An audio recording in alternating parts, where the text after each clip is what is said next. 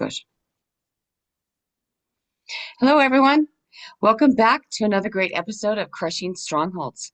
This is a podcast where we turn pain into power, trauma into triumph, and a place where we get to expose the lies of the enemy. And how do we do that? We do that by sharing the truth and the love of Jesus Christ. And we also do it through testimonies of faith, testimonies of overcoming strongholds that have just kept people in places where they don't want to be. I feel honestly that with God, we can live up to our God given purpose by dismantling strongholds. And that's what testimonies do. And today I have a wonderful guest with me today, and I can't wait to introduce him. And I'm getting to know him myself, so bear with me on this. But this gentleman is a Navy chaplain, a combat veteran.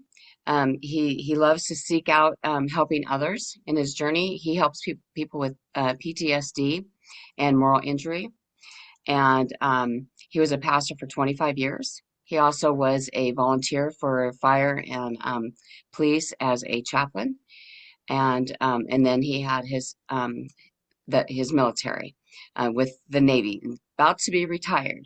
So I'm actually really excited to hear more about this gentleman. So I'm going to welcome him in. His name is Larry Brant, and Larry Brant, thank you so much for coming in today and joining us on Crushing Strongholds. It's my privilege to be here. Thank you so much. So, with this podcast being about strongholds, I'm sure the field that you have worked in your most of your life, you've seen a lot. I can only Mhm. imagine. Um, my question right off the top, I gotta go right there. How hard is it for you when you're helping other people with PTSD and the moral injuries and stuff that combat brings on, even with fire and working with the police force as a chaplain? How hard is it for you to separate yourself from something that you're seeing other people go through? Does it make it hard for you? How do you separate that in your own life, in your own world? Well, that's a terrific question because I have PTSD myself Yeah. from my combat experience, as well as from counseling people for the last 16 years in the military and all of the things that has gone on there. Um, so I have diagnosed PTSD from both of those situations. And but one thing that I do, uh, it actually I I didn't do the best job of separating myself until I went back to school and the Navy put me through a program called CPE, or Clinical Pastoral Education. And it's what you have to have in order to be able to minister in a hospital environment. They want you to have 4 units of CPE and be board certified. So uh, they have a school in both the East Coast and the West Coast where they co-run the school with the VA. And so I went through the one that was in San Diego. And I'll be honest with you, I was having a situation where I was chaplain in the NICU, and we had some very serious situations and a couple of deaths. And the children were all about the same age as my granddaughter. And I Mm. was really struggling with that.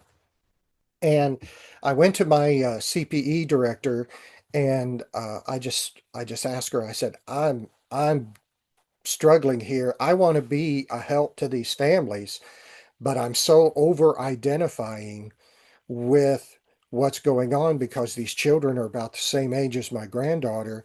That when I look at them, that's what I'm seeing, and then I have to step out of the room, cry like an idiot, and then come back in. And so she taught me this great differentiation exercise. And so, if this will be helpful for your folks, I'm going to share it with you now. But what she encouraged me to do was to just take a quick step back, take a deep breath, and then look, okay, what is the same between me and these folks? What is the same in with what they're going through and that? Now, pivot, and what is different? Mm. What is different with what these people are going on with? What is different in your life? Focus on the differences, not the similarities, so that you can continue to be objective and be of help to them, because if you over identify with them, you're not going to be any good because you're going to be caught up in your own emotions. And so that has helped me tremendously over the last few years so that I don't do exactly that. I don't get so caught up in what that person is experiencing, or if I'm talking to somebody who has had sexual trauma, I don't get so angry at the situation that I'm no longer any good to them.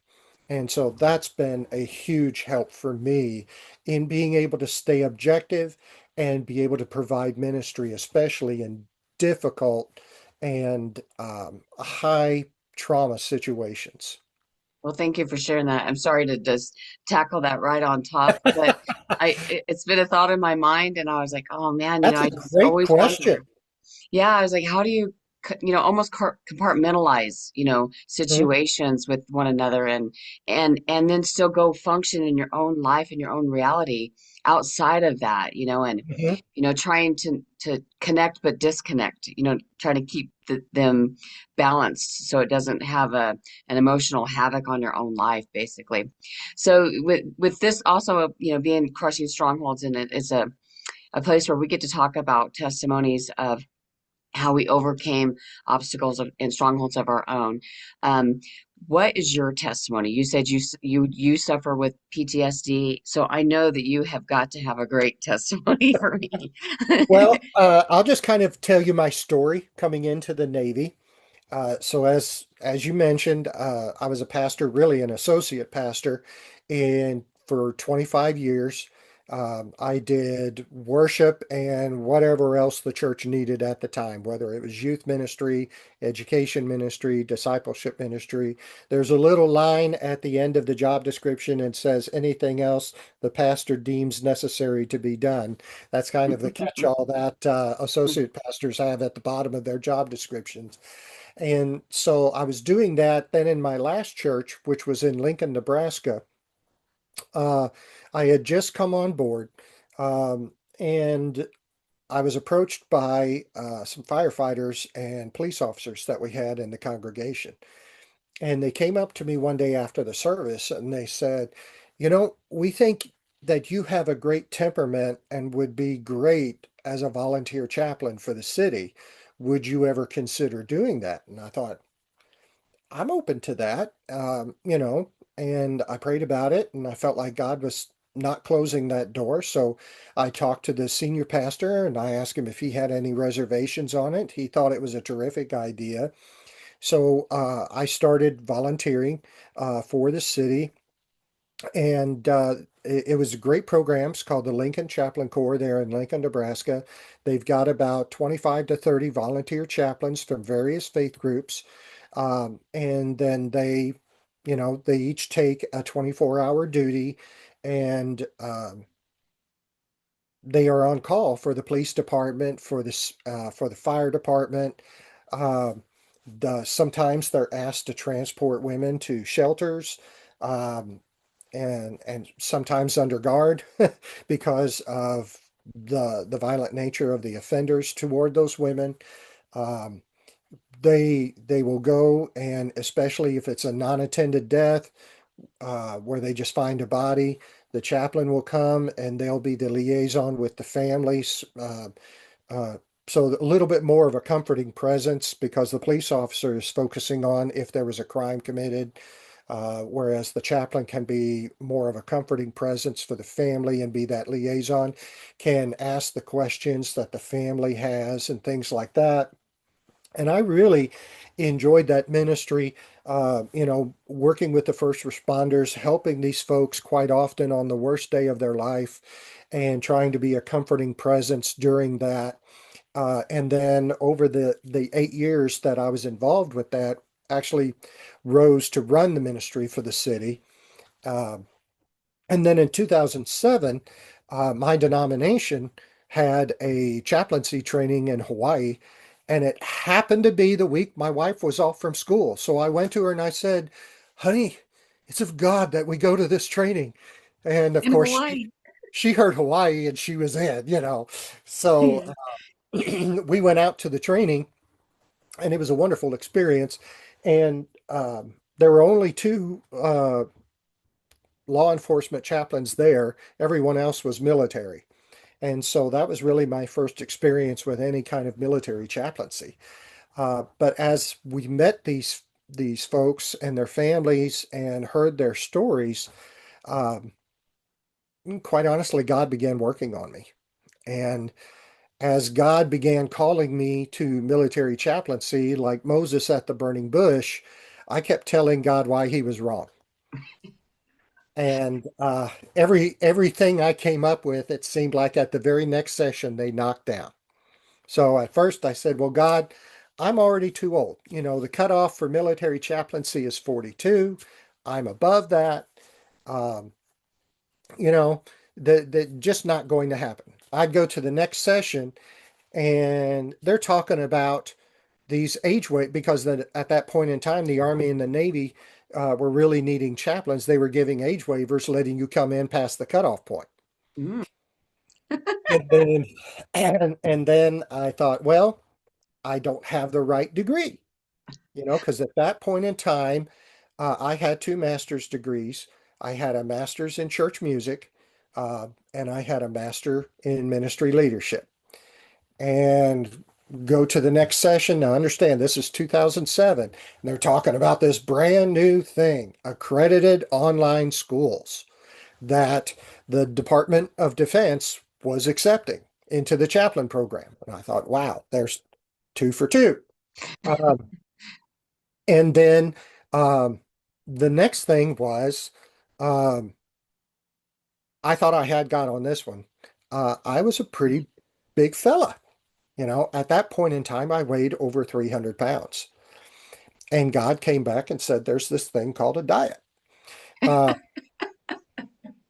Oh my and goodness. I said, I finally Right? gave in and I said, okay, God, um, I will do what you want me to do. This seems crazy to me, but I'll do it. Tell my wife because I'm terrified to do that. Oh yeah. Uh, because here I was, you know, she was a sign language interpreter in the school system. She was well established, well liked. Everybody loved her. Even today, you know, I'm not surprised. Some folks say, "Well, we tolerate you for her," you know, which I think Oh, is totally the best thing because you know she is the best. Um, but I said, please tell her because I really dread having this conversation with her. So we're going back to the room that night because normally when we go to a conference together, we'll each experience what we experienced during the day. We'll come back at night and we'll share with one another what we felt like we learned, what God was telling us. And so we're walking down that hallway, and that hallway just seems to get longer and longer and longer. Uh, and then we finally get to the door. We go in. I close the door and turn around, and she puts her finger in my face and says, I think God's calling you to military chaplaincy. And I was like, he really did tell her. Uh, and, you know, what a confirmation. And right? we stayed up for a long time that night talking about the changes that this would bring. You know, I would have to go back to school online, continue working at the church. I didn't want to give up my chaplaincy, continue volunteering there, but maybe start to take a little bit of a step back from that, just not as much into it as I did. And I'd have to lose a ton of weight. And so we talked about it, we prayed about it. Now, I always remember she said, if God is calling us to do this, how can we do anything else? Right. And um, you know, I just remember thinking, I'm not worthy of you. I'm not worthy of, Yeah, you that's know. a wise woman right there. Yeah. Well, I look at it this way. She hasn't smothered me in my sleep yet, so I know she has got strong will. She is wise. She's awesome. Um, but so we went home. We went forward for Christmas that year. She bought me hours with a personal trainer. Or as I joked with friends, she paid a 22-year-old to try to kill me because it seemed that way at the beginning. Um, but I went and took the height weight standards, the physical standards to this young man, and I said, "This is what I need to do. Can you help me get there?" And man, he just went right at it. He designed a program that got me there. Um, and in 18 months, I lost 110 pounds. Job. Um, and then I also got my Master of Divinity in that time because my two previous masters, some things were able to transfer in. Uh, so in 18 months, I had lost 110 pounds. I had gotten another master's degree, and then I went to MEPS. And if you, that's where uh, MEPS is where everybody goes for their entrance physical into the military. Mm-hmm. And it was very interesting. Um, I sat down. Here I am sitting down in my boxers next to this 17-year-old, and this kid goes, "Did you bring your 17-year-old with you?" And I was like, "I am the 17-year-old." Uh, and duck walking with them across the floor, doing everything that they make you do to come into the military was very interesting. And so I joined the Navy at age 45. Wow. And then a little over a year later, found myself in Helmand Province, Afghanistan, with a Marine Corps Infantry Battalion as their chaplain, um, and which was a formidable experience. I still stay in touch with a lot of those guys. Uh, we're very close. Um, it's interesting. Our commanding officer for that deployment is now the commanding general for the Second Marine Division at Camp Mm. Lejeune, North Carolina. Great man by the name of Farrell Sullivan, and I would follow that man anywhere. Um, but it was an interesting experience being with those Marines in a very kinetic environment, getting shot at, um, losing Marines um, in a combat situation. Uh, that's where my combat PTSD comes from, especially with there was one day where some of my Marines found a weapons cache, and in the weapons cache were some documents. And our translator was reading through the documents, and he turns to me and goes, "Chaps, you're in here." And I was like, "What? What are you talking about?" And he goes, "Well, it talks in here that if you kill the religious leader of the Marines, you'll demoralize them," which was wrong. All it does is just make them madder. Um, but and I said, "Well, that's that." He goes, "No, you're in here." Below that statement was a physical description of myself and my RP, my protector.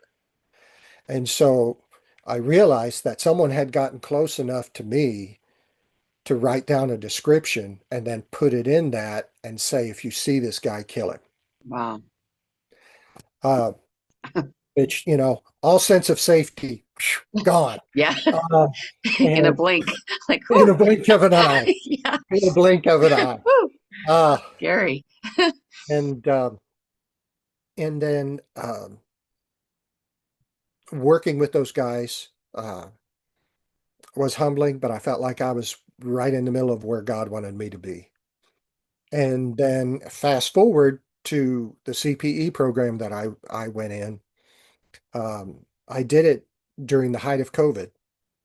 So when you do the CPE, you go to school for a year and you get what they call 4 units of CPE, 4 accredited units. And then you do 2 residencies. You do a residency at the Naval Hospital in San Diego, and then you do a residency with the VA. Mm. So with my residency at the Naval Hospital, I worked in the NICU and I also worked in the ICU.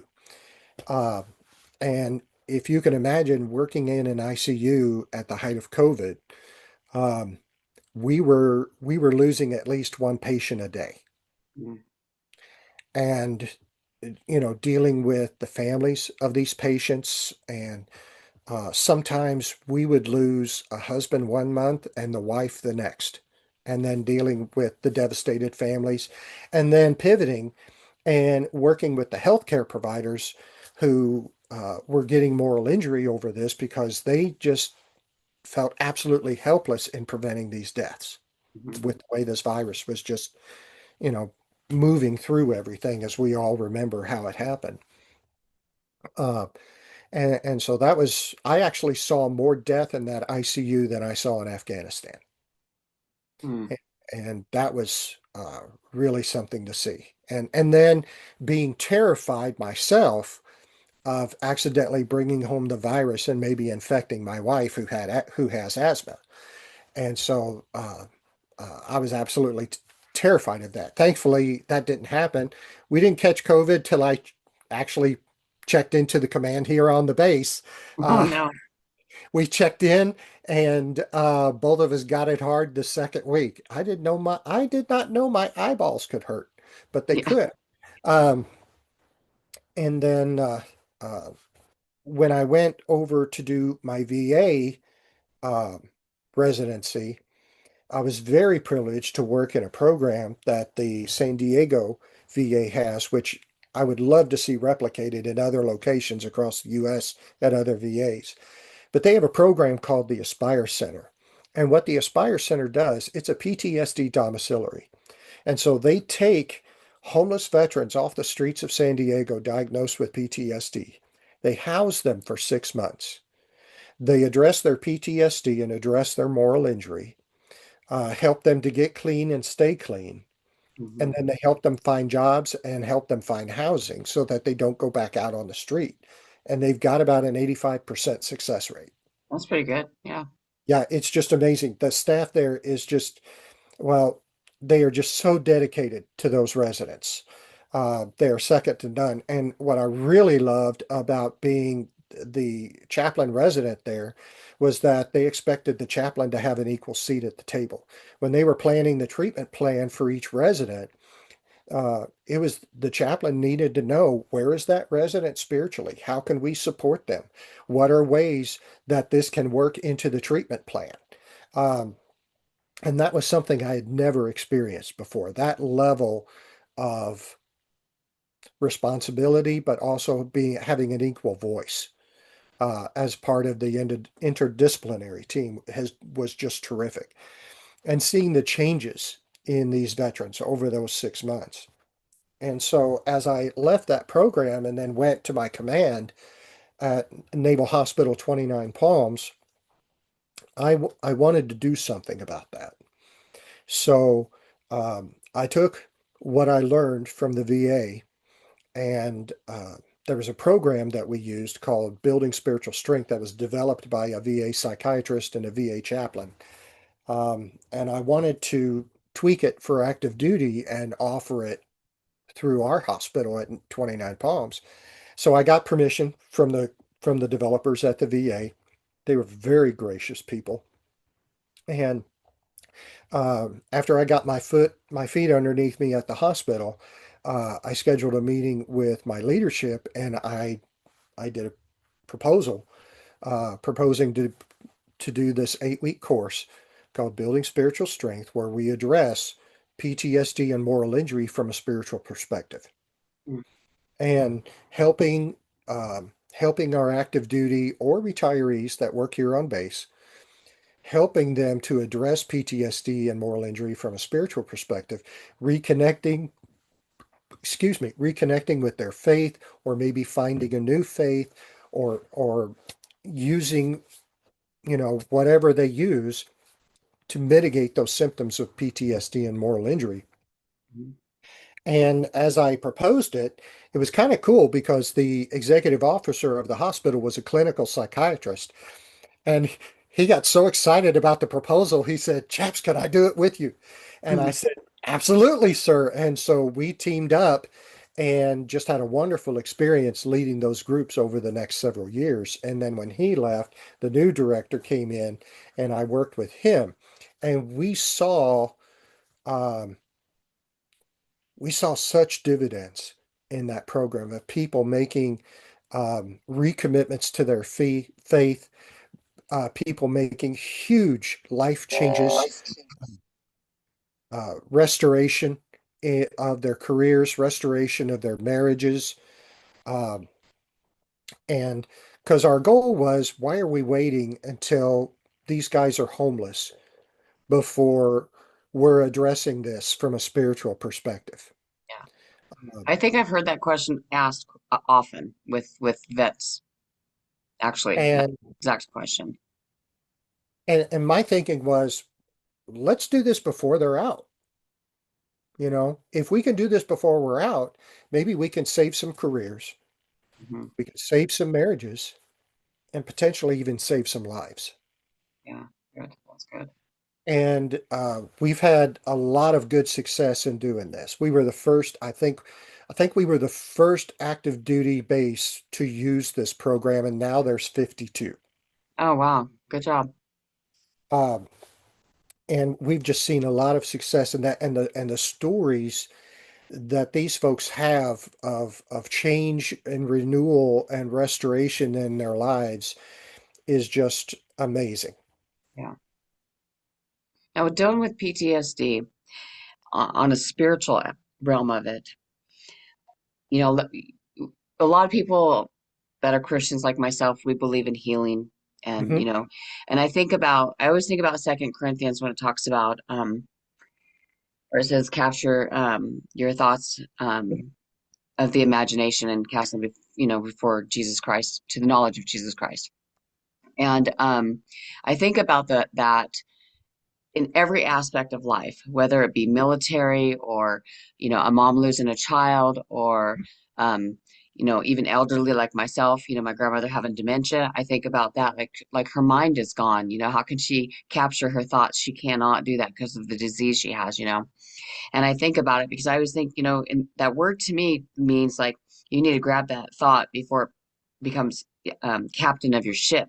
Like you want to take caption, you want to capture it so it doesn't become the captain of your ship, is how I kind of explain it. And because you're supposed to be the captain of your ship, you're supposed to be following after God and, doing his word so that way those thoughts can't detour you. With PTSD, um, going in at it from a spiritual aspect instead of just like medically treating like through Hmm. pharmaceuticals or just therapy or whatever.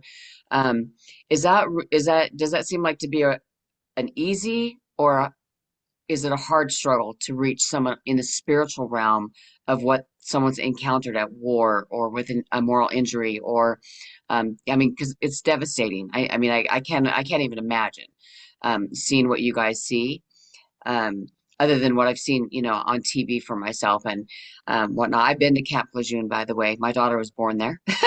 I was married to a Marine, so yeah, we did some traveling. But anyhow, I thought I'd throw that in there real quick. But so I've been to that same place. But it kind of is makes you wonder when I think of PTSD, I wonder if it has the same, almost kind of like the same grounds as dementia does, like that cognitive ability is shut off and you can't penetrate it. So how do you get through? How do you get through to it spiritually? Is what I'm trying to get to. I'm trying to get the question out.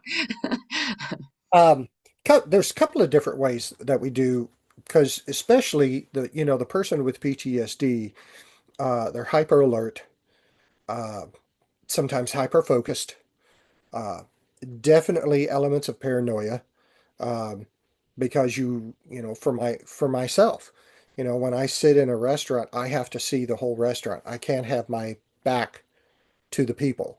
I have to be able to see the entire restaurant, to see the exits. That's just, a leftover. That's just a pleasant gift from Afghanistan. Uh, but um, we begin working with them.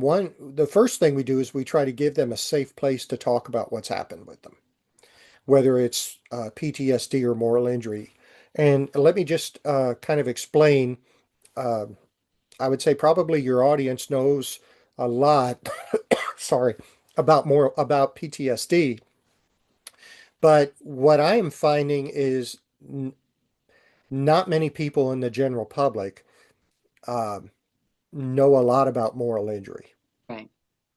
And so PTSD we know is fear-based, that it was trauma, something that happened to you that caused a great amount of fear, that wrecked you emotionally, um, that where you have that loss of trust, um, paranoia,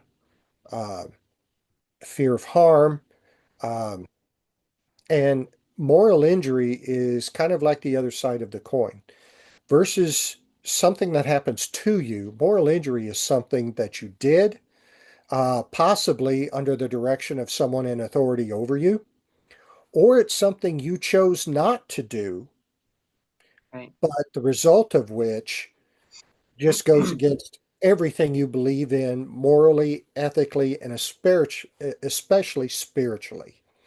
And it wrecks you, it fills you with guilt, with shame, even to the point of feeling that you're unlovable and unforgivable, and you just feel like your soul is just shattered. Yeah. So, and quite often, uh, PTSD and moral injury coexist because sometimes, and again, you brought an excellent example. This is not only in the military environment. This can be in many other environments as well. But you may experience some type of PTSD trauma. Your reaction to it goes against everything you believe in, thus creating the moral injury. That's one example.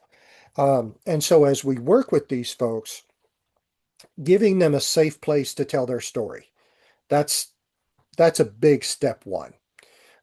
Because so many of them hold it all inside because they're afraid to be seen as weak. Or in the case of moral injury, if I tell you what I did, you will think I'm a monster. Um, and so, if, like in the very first night of the group that we have, uh, we'll have them, what's your story that you feel comfortable telling? We don't force them in any way.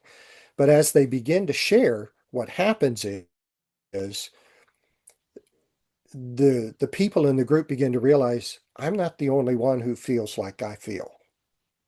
They begin to realize they're not alone.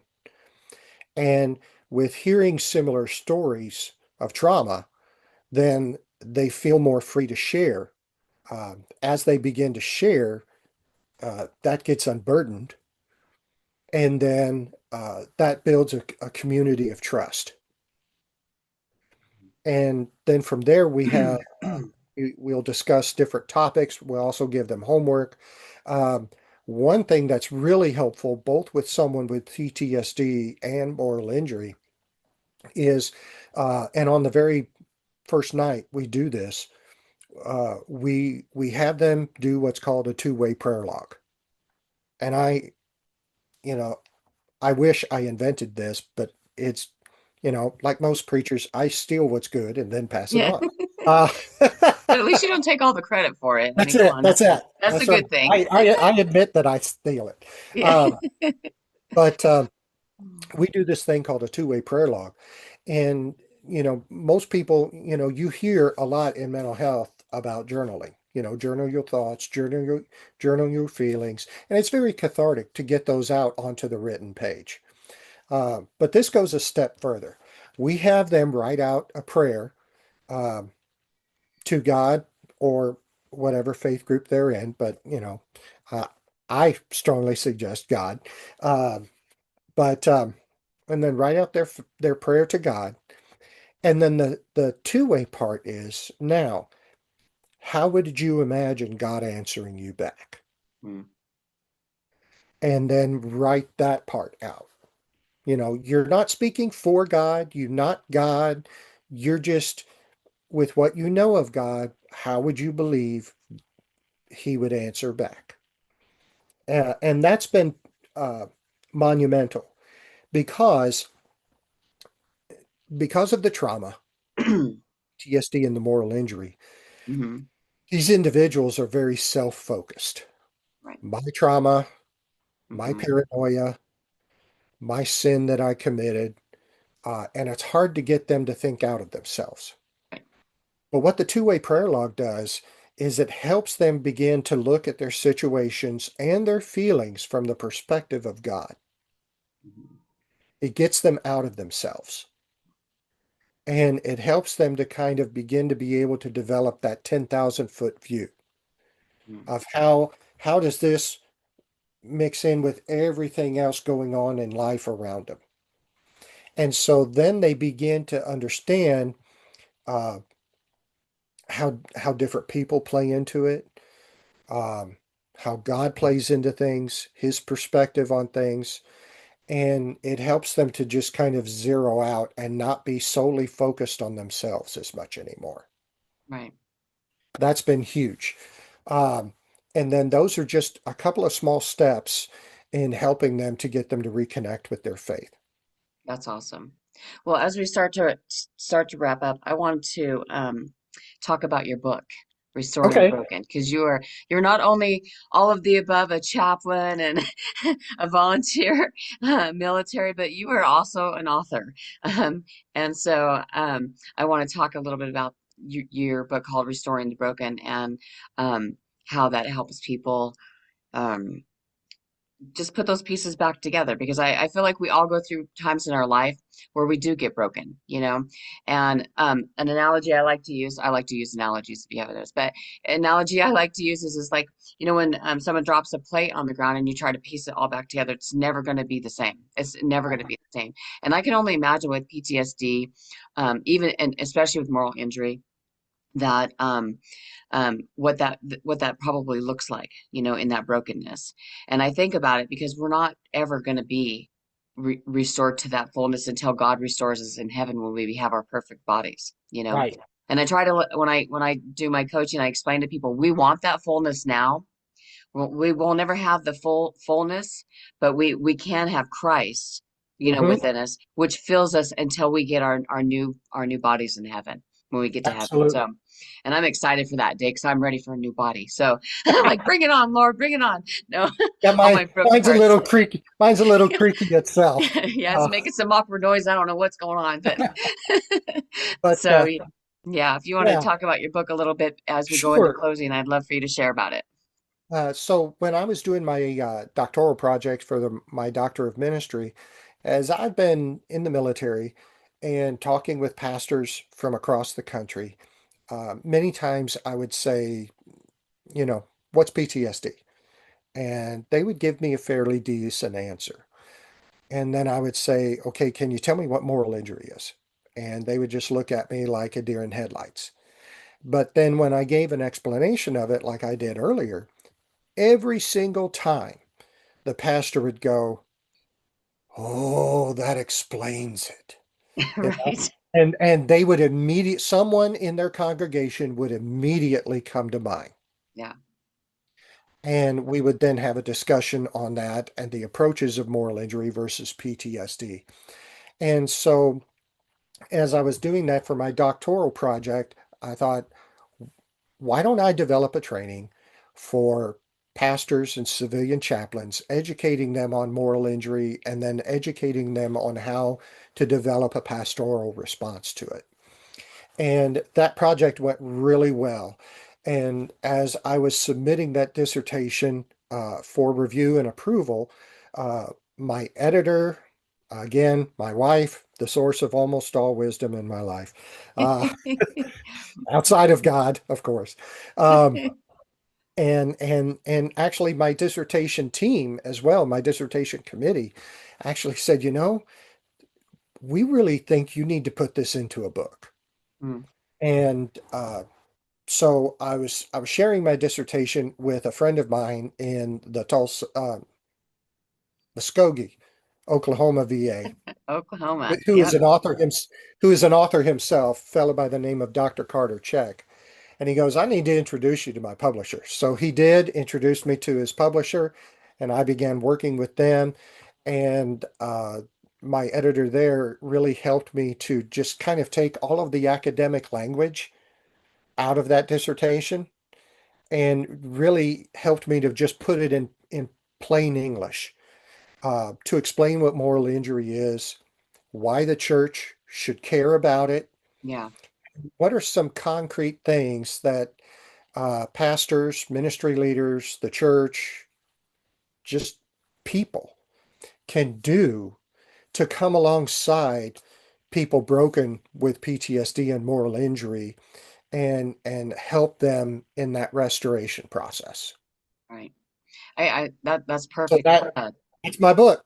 Yeah, that's perfectly said. I know a lot about moral injury. I understand it just because, like I said, I was married into the military, but um, we used to talk about stuff like that because I used to ask them questions. The military, all the guys would come over, and I'd be the one doing the high and tights and giving all the boys haircuts at my house because Oh, it I was bet they free. loved you. Yeah, Yeah. they would come for free and they'd line up, and I'd be like, oh my goodness, there'd be hair everywhere. But it wasn't too bad. It was fun.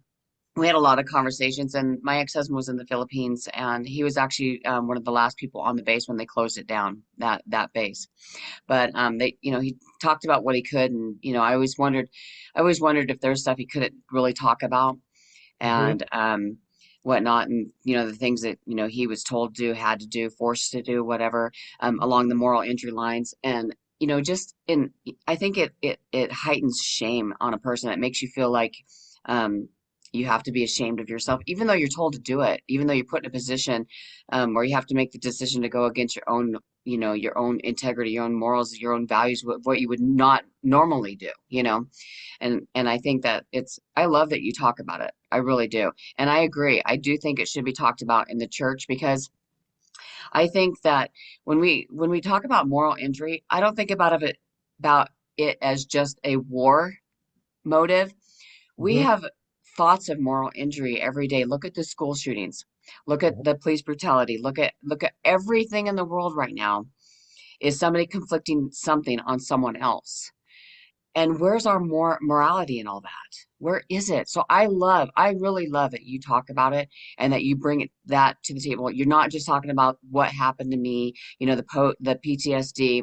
And yes, yeah, and not that that's not dramatic and that's not um something that, people encounter. They do. And I understand how that has a huge factor in some of it.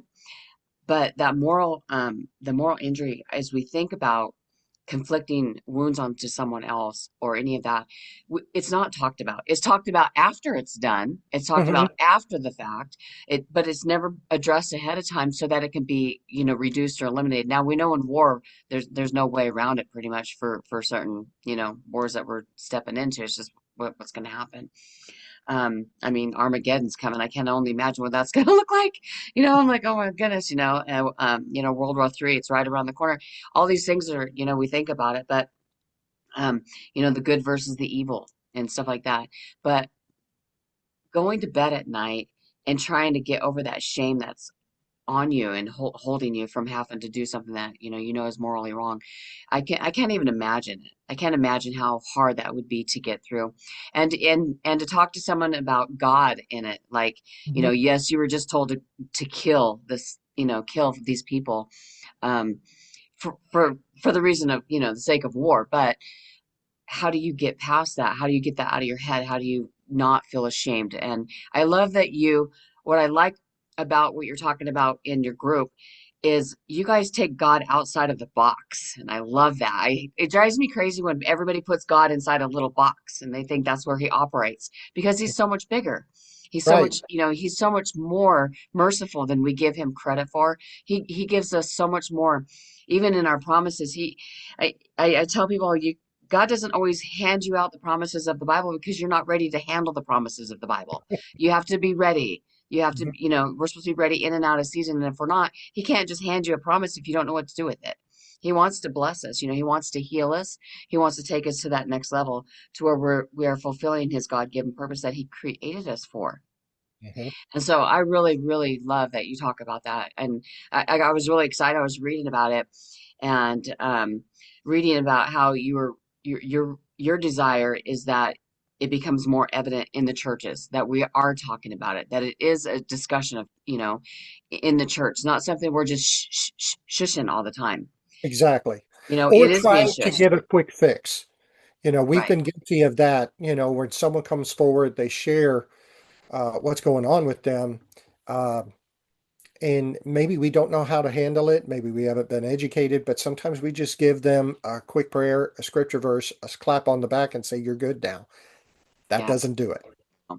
No.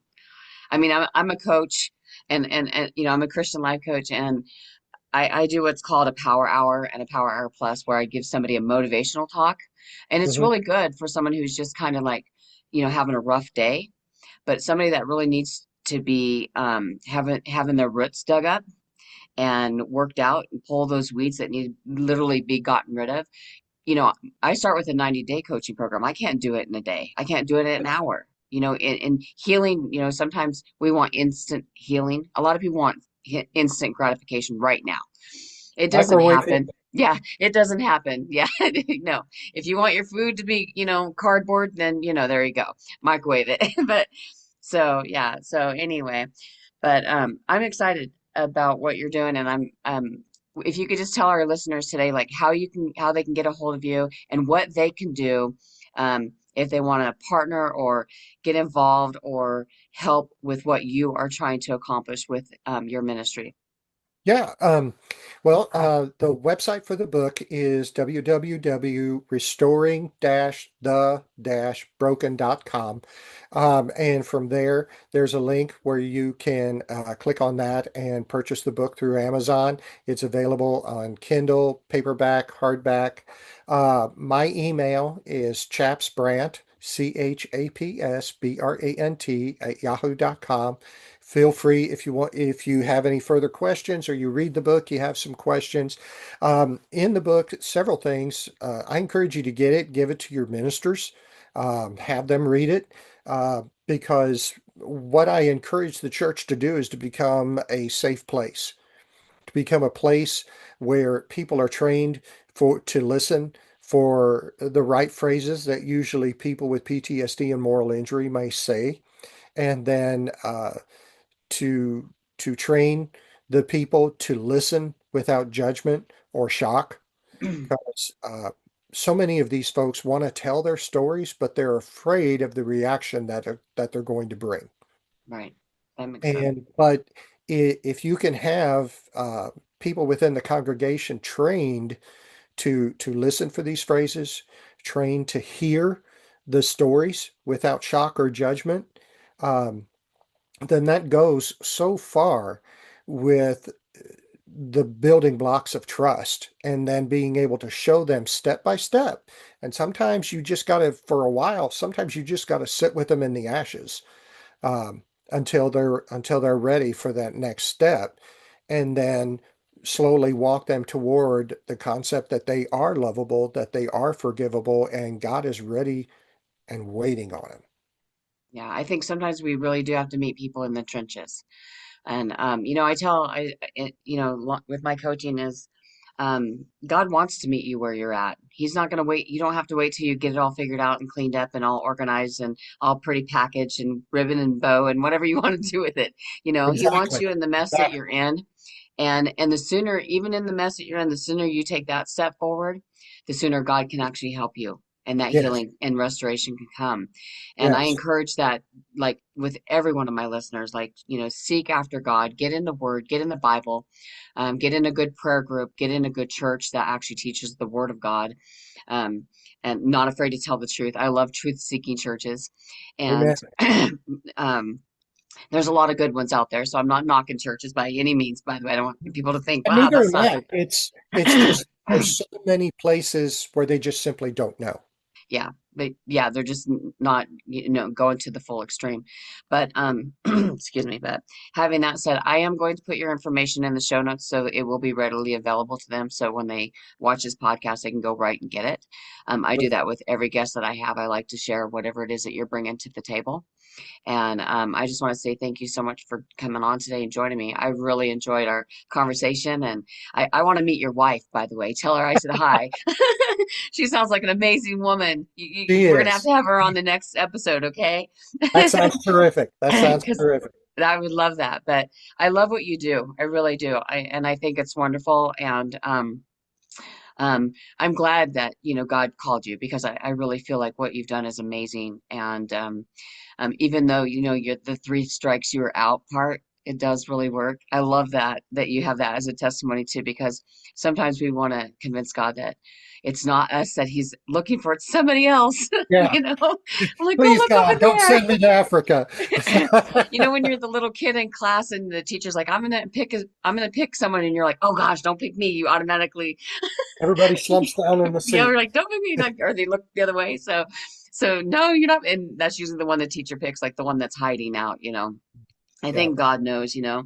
But, you know, even if we don't know or understand, sometimes God knows already. He knows the outcome, He knows the end result. So it's already evident to Him. It's just not evident to us, but we get to go through it. So, but I just want Okay. to say thank you for being here. I very much enjoyed spending this time with you.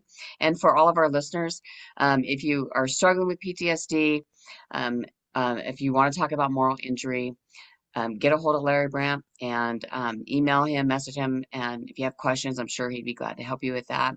Get his book. I think the book would be really, really beneficial and offers a lot.